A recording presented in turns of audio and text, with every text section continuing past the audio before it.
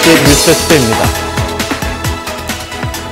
광양항이 개항한 이후에 최대 물동량을 기록했습니다. 총 물동량은 3억 톤, 컨테이너는 240만 TEU를 달성해 글로벌 항만으로 발판을 마련하고 있습니다. 박민주 기자입니다.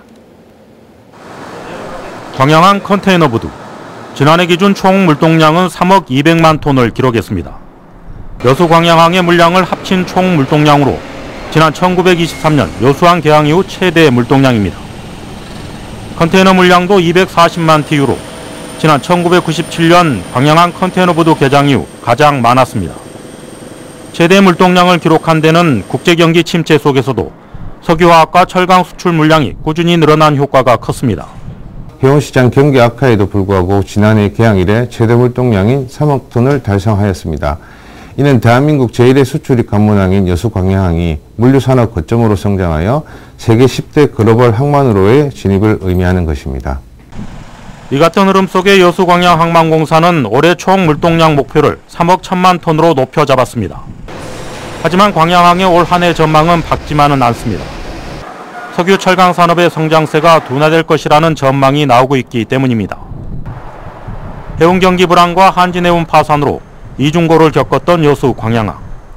개항 이후 사상 최대 물동량 기록이 세계 10위권 항만 진입의 교두보가 될 수 있을지가 앞으로 관건입니다. MBC 뉴스 박민주입니다. 전라남도가 올해 지역축제 경쟁력 강화와 관광객 유인을 위해 다각적인 방안을 모색합니다. 전라남도는 시군축제의 경쟁력 강화를 위해 지원 확대와 평가 개선, 콘텐츠 보완 등 세계 정책 분야별 목표를 설정하고 전남형 대표 축제를 선정해 내실 있는 축제가 되도록 도비 지원을 확대해 나간다는 계획입니다. 올해 도내에서는 22개 시군이 182개 축제를 개최할 예정이며 이 가운데 문화체육관광부가 선정한 축제는 6개, 도 대표 축제는 10개가 있습니다. 순천시가 지역 상생 발전을 위해 주요 관광지를 연계한 야경 투어 버스를 운영합니다. 순천시는 매일 오후 6시 청춘창고를 시작으로 와운해변과 이순신대교, 해양공원 등 지역 관광지를 둘러보는 버스 투어 상품을 개발해 여수와 순천, 광양 지역의 체류연 관광 활성화에 도움이 될 것이라며 기대감을 드러냈습니다. 이번 상품은 정부의 대한민국 테마여행 권역 사업으로 추진되며 야간 경관을 포함해 모두 3가지 일정으로 운영될 예정입니다. 여수시가 관광객들의 편의를 위해 새로운 모바일 앱을 운영합니다. 여수시는 주요 관광지와 음식점, 주차장에 대한 정보를 통합해 제공하고 차량 정체가 발생할 경우 교통량을 분산시킬 수 있도록 새로운 코스를 안내하는 모바일 앱을 개발해 오는 4월부터 운영할 계획이라고 밝혔습니다. 여수시는 이와 함께 3일 전시관을 포함한 관광지 4곳에 입장객 무인 계측 시스템을 설치하고 음식점과 숙박시설 가격 공시 앱을 운영해 관광 신뢰도를 높이겠다고 덧붙였습니다. 전남에서 제1회 섬의 날 기념식을 개최하기로 정부가 결정한 가운데 목포시와 신안군이 본격적으로 섬의 날 기념식 유치에 나서기로 했습니다. 오늘 양 시장 군수가 만나 합의문을 발표하기로 하는 등 오랜만에 협력의 분위기가 조성되고 있습니다. 김윤 기자입니다. 제1회 섬의 날 기념식을 유치하기 위해 목포시와 신안군이 발빠르게 공동 보조를 맞추고 있습니다. 김종식 목포시장과 박우량 신안군수가 지난해 12월 중순 제1회 섬의 날 기념식을 공동으로 유치하기로 합의했습니다. 양 시군은 섬의 날 기념식 관련 예산을 같이 투입하기로 했고 섬의 날 지원 조례를 목포시는 이번 임시회에, 신안군은 다음 달 임시회에 제정하기로 했습니다. 또한 섬의 날 개최 장소는 목포시로 하고 합의문을 작성해 서명하기로 했습니다. 목포시는 신안군과 섬의 날 기념식 공동 개최와 함께 8월 8일 섬의 날에 한반도 선언권의 비전을 담은 목포 선언을 발표한다는 야심찬 구상도 세워놓고 있습니다. 우리 대한민국에서 섬이 가장 많은 신안군과 섬으로 들어가는 관문도시가 목포입니다. 그래서 목포와 신안군이 손잡고 제1회 섬날을 목포에서 개최하는 것이 당연하지 않느냐.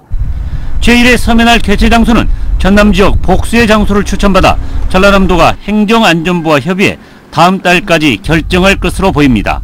MBC 뉴스 김윤입니다. 광양시가 설맞이 우수 농특산물 홍보와 판촉에 나섭니다. 광양시는 설을 앞두고 수도권 소비자와 귀성객, 시민을 대상으로 농특산물 홍보와 판촉 행사를 갖기로 하고 오는 29일과 30일 송파구청에서 열리는 직거래 장터에 참여합니다. 또 오는 30일에는 광양시 중동 농협 하나로마트 앞에서 가공업체와 생산농가가 참여한 가운데 설맞이 제수용품전을 개최할 계획입니다.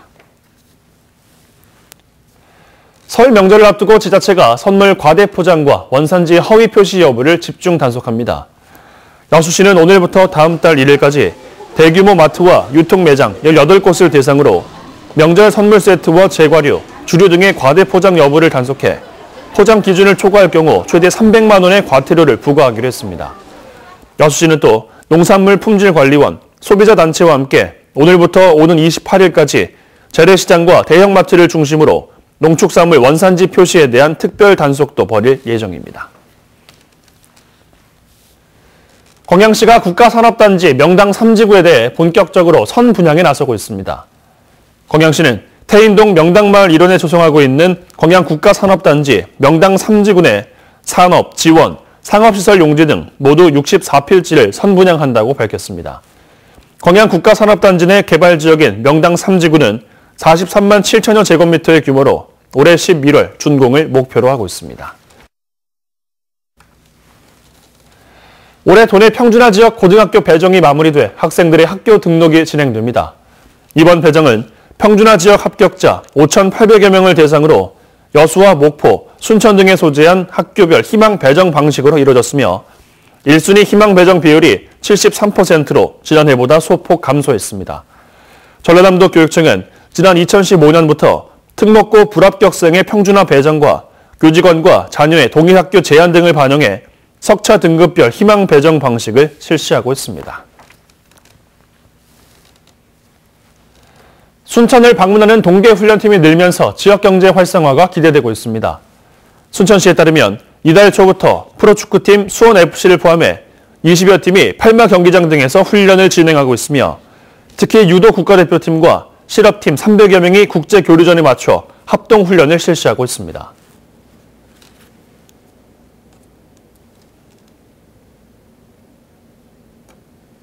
출근길 반짝 추워졌습니다. 어제 아침보다 최고 8도가량 낮은 기온을 보이고 있는데요. 강원도 철원의 수온주가 영하 13.3도, 충북 제천은 영하 12.3도까지 떨어져 있고 이들 지역에는 한파주의보도 발령 중에 있습니다. 또 서울의 기온도 영하 6도를 밑돌고 있는데요. 그래도 추위가 오래가지는 않아서 오늘 낮부터는 서풍 계열의 바람이 유입되겠습니다. 오늘 미세먼지 농도는 대부분 지방에서 보통 단계로 대기질은 무난하겠습니다. 다만 서울 등 중부 곳곳으로는 오늘 낮 동안 산발적으로 눈이 날리는 곳이 있겠습니다. 지금 전국 하늘 대체로 맑은 편인데 서해안 곳곳으로는 구름이 끼어 있고요. 오늘 낮 동안 중부 지방으로는 구름이 많겠습니다.